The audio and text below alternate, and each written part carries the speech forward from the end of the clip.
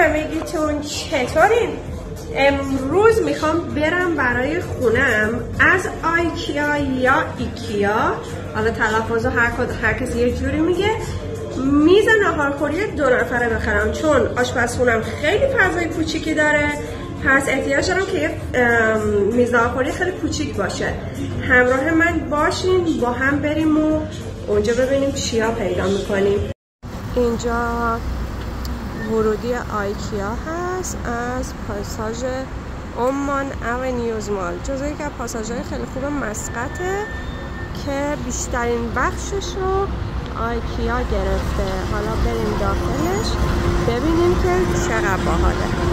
نیسان هم باز توی این پاساژ هم نمایشگاه گذاشته و مدل های قشنگش رو گذاشته که مردم ببینن.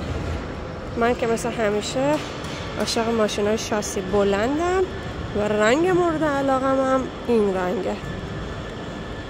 یک روز یک ماشین شاسی بلند با این استایل حتما میخرم. اینجا نمایشگاه بیرونی آیکیا هست یا ایکیا، حالا هر کس یه جور تلفظ میکنه. من آیکیا میگم چون خارجی هم همون آیکیا صداش میکنن. عاشق این قسمت لوازم خونگی ریزه میزشم، خیلی خوبه. بیشتر خانم‌ها عاشق اینجان، قشنگ روحمون رو میتونیم بفروشیم توی آیکیا تا وسایل های اینجا رو داشته باشیم.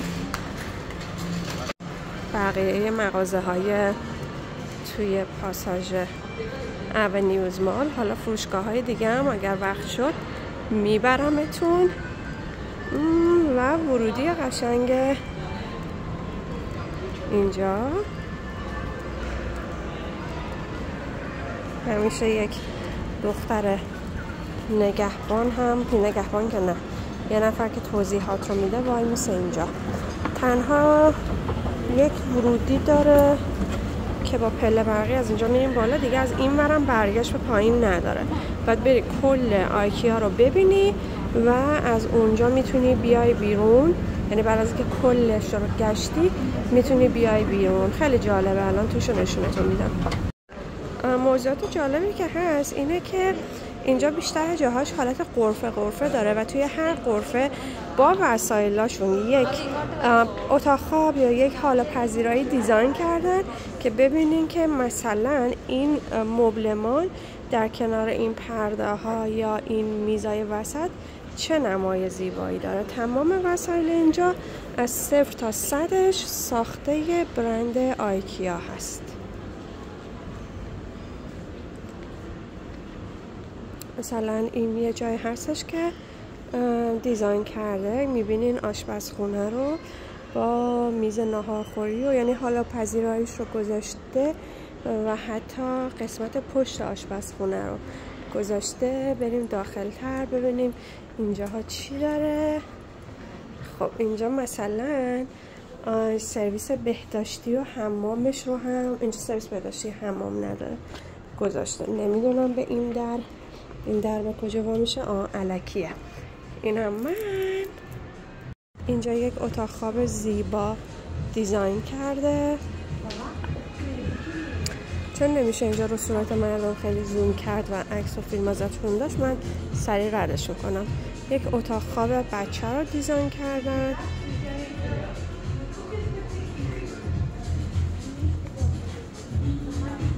اینجا باز یک اتاق کوچیک، مثلا میتونه اتاق یک پسر بچه یک دختر بچه‌ای باشه که البته این رنگا رو نرمال پسر بچه‌ها انتخاب میکنن، نوجوان که حالا تو اتاقش همه چی داره دیگه. اون بغلش هم که اتاق خوابش بود. اینجا یک حال کوچیک رو دیزاین کرده همونجور که میبینید.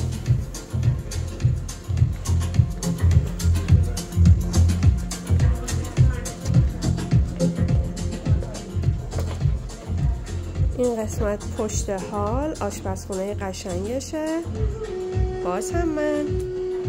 و از اینجا میاد توی سرویسش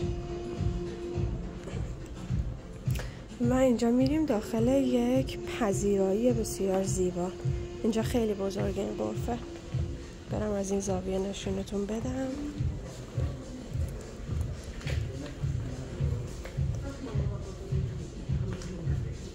خب قسمت شوی توی اتاقکاش تمام شد و اینجا دیگه محصولات رو به صورت تکی گذاشته تا شما بتونید روشون بشینید و امتحانشون بکنید.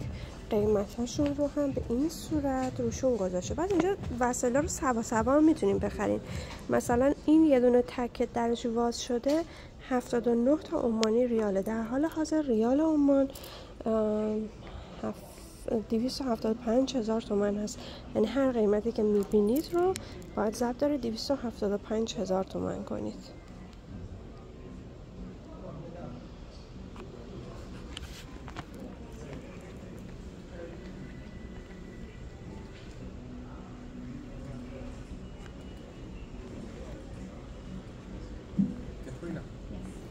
Did you have any other color?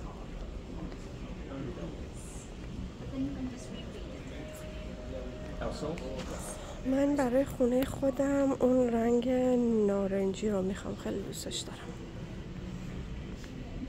من عاشق این مدل مبلمانم.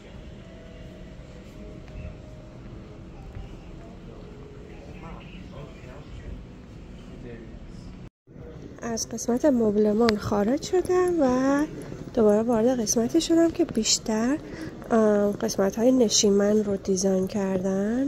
نشونتون بدم.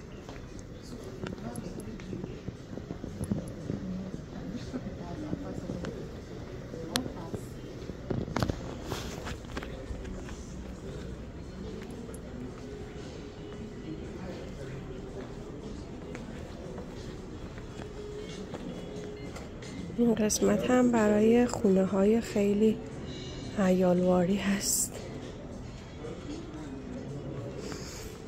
من اینجا خیلی نمیتونم بلند صحبت کنم. امیدوارم که صدام کامل براتون بیفته توی فیلم ها. این چیدمان یه حالت رسمی داره همونجور که میبینین. من خودم خیلی طرفدار این چیدمان نیستم. حس میکنم رفتم دفتر کار تا خونه. نظر شما چیه؟ من دورتر هم نشونتون بدم.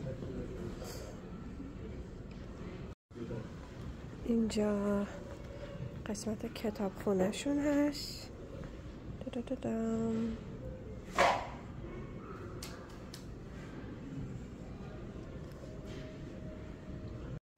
توی این قسمت هم اکثرا میزهای تلویزیونشون هست.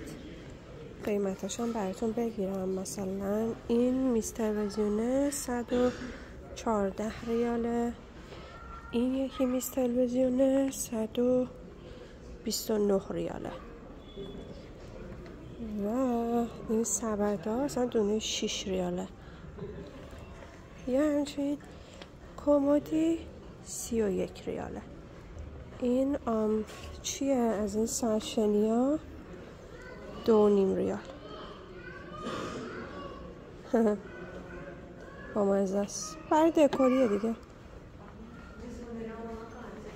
باز هم نشونتون بدم. مثلا این قفسه 8,500. این یکی 10,900. 24,500.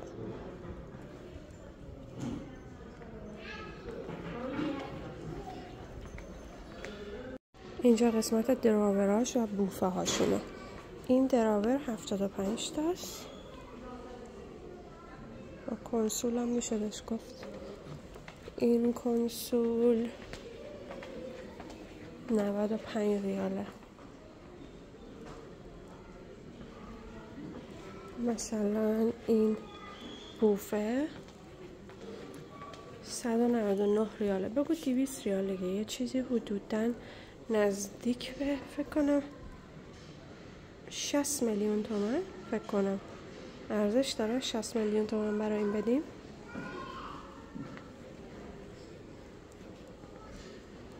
و این یکی 288 تا. اگر 290 رو ضرب در 275,000 تومان بکنیم ببینیم چقدر در میاد. قسمت چیدمان آشپزخونه هاشه. آشپزخونه قشنگه. مثلا یه حال خیلی کوچولو هم داره.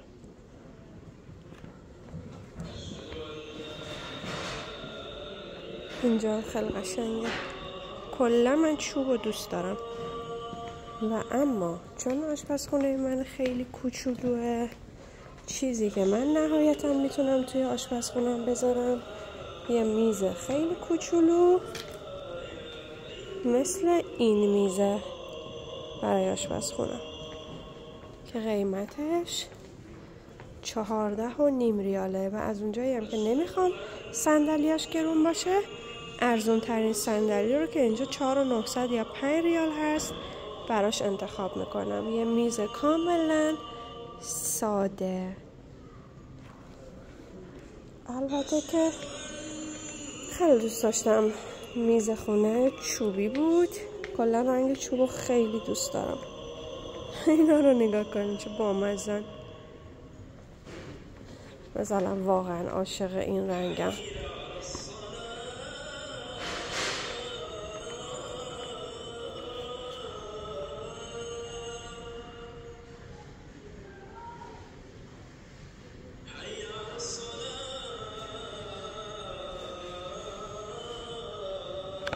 این میز ناهارخوری گرد 249 ریاله. این بگیم 200 دیگه. بعد 200 قیمت فقط میزش ها بدون صندلی ها.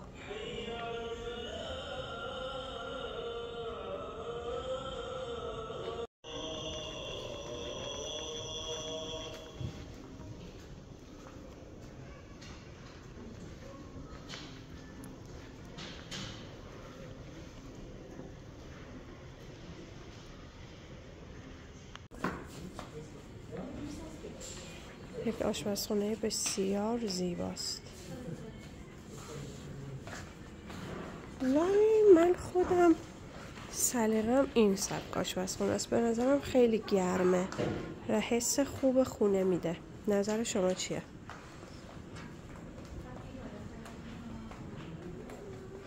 فکر کن اینجا واسه غذاتو بپزی، اینجا کیکتو بپزی، اینجا هم ظرفاتو بشوری، اینجا هم با دوستات دور هم جمع بشین چیز میز بخوریم. خدایش خیلی خوبه. حالا تو قالب کوچیکترش بخوایم بگی باز مثلا اینم آشپزخونه خوبیه ولی نه با دیوار زرد. با دیوار زرد خدایی دوست ندارم. آشپزخونه سیاه یا قهوه‌ای سوخته انتخاب من نیست.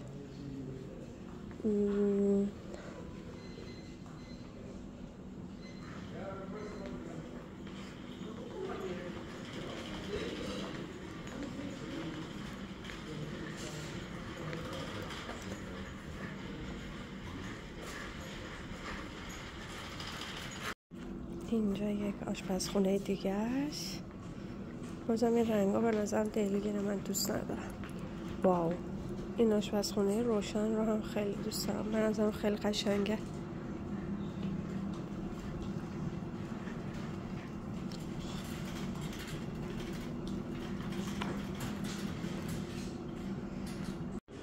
ببینید چقدر اینجا رو قشنگ تزیین کردن. رستوران بالایی آیکیا هستش. فکر کنم برای عید ماه رمضانشون اینجوری تزیینش کرده بودن.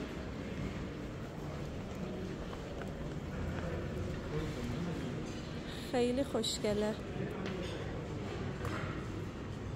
خب کجا بریم؟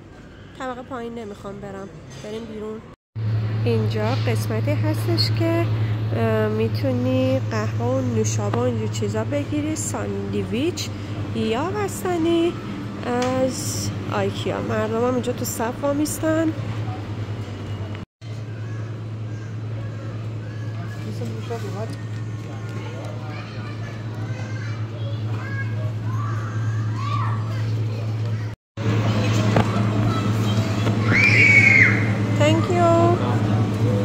You have بگیرم بستنی من عاشق بستنی وانیلی ام و بستنی های آیکیا بهترینه. ما تو ایران یه بستنی داریم به اسم دهاتی توی جاده چالوس که عاشقشیم، هممون حداقل یه بار رفتیم فکر میکنم از دهاتی بستنی بگیریم بخوریم و عاشقش هم هستیم. حالا اینجا آیکیا یه بستنی داره که من مثل همیشه عاشق بستنی وانیلی ام، میام ازش میگم و واقعا طعمش خیلی شباهت زیادی به همون بستنی های دهاتی داره.